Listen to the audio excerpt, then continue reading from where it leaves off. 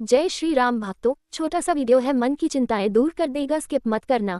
खुद के लिए 2 मिनट तो दे सकते हो। बाबा कहना चाहते हैं कि अभी तुम्हें ऐसा लग रहा है कि सब कुछ बहुत खराब है, ठीक नहीं हो पाएगा। मैं इतनी भक्ति करता हूँ फिर भी इतने बुरे हाल क्यों है मेरे। तो सुनो बच्चे, एक बार एक आदमी था जिसका नाम रमेश था। वो श्री राम जी और हनुमान जी का भक्त था, पर उसके जीवन में समस्याएं थी। एक बार उसका ट्रक से एक्सीडेंट हुआ, लेकिन उसमें वो बच गया। बहुत गहरी चोट नहीं आई। उसकी पत्नी बहुत तेज थी, दिन रात गुस्सा करती, चिल्ला चोट करती, जिससे मत शांत रहता था।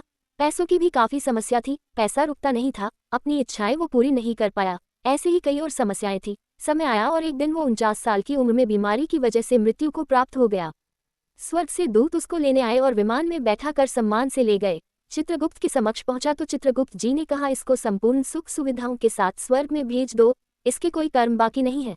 तब एक दूत ने पूछा कि इसने ऐसा क्या किया कि इसका खाता शून्य है।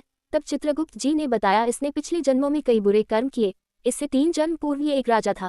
राजा रहते हुए इसने कई बुरे कर्म किए, और कुछ मासूम जिन पर झूठे आरोप लगे थे, जो अपराध उन्हें किया ही नहीं था, उसके दंड में इसने उन्हें हाथियों से कुचलवा दिया था।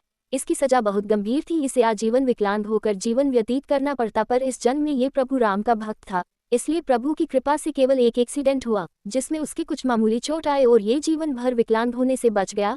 इसके पूर्व जन्म में ये एक सेठ था, पर इसका व्यवहार इसकी पत्नी के साथ बुरा था। इसने अपनी पत्नी को आजीवन दुख दिया, उसे मानसिक रूप से परेशान किया और पत्नी के साथ धोखा भी किया। इस जन्म में इसे बहुत बुरी और धोखेबाज पत्नी मिलना थी, पर प्रभु की कृपा से इसकी पत्नी का स्वभाव तनिक कठोर बनाकर इसका वो कर्म भी काट दिया। ऐसे ही चित्रगुप्त जी ने और भी कई कर्म बताए जिनको प्रभु ने आसानी से काट दिया। वो व्यक्ति चुपचाप सुनता रहा और हैरान होता रहा कि मैंने जीवन भर प्रभु को कोसा कि प्रभु आपने मुझे कुछ नहीं दिया, इतना कष्ट दिया, भक्ति के बाद भी मैं उतना सुखी नहीं रहा। अब उसे एहसास हुआ कि प्रभु कितने कोमल है और भक्तों का कितना ख्याल रखते हैं।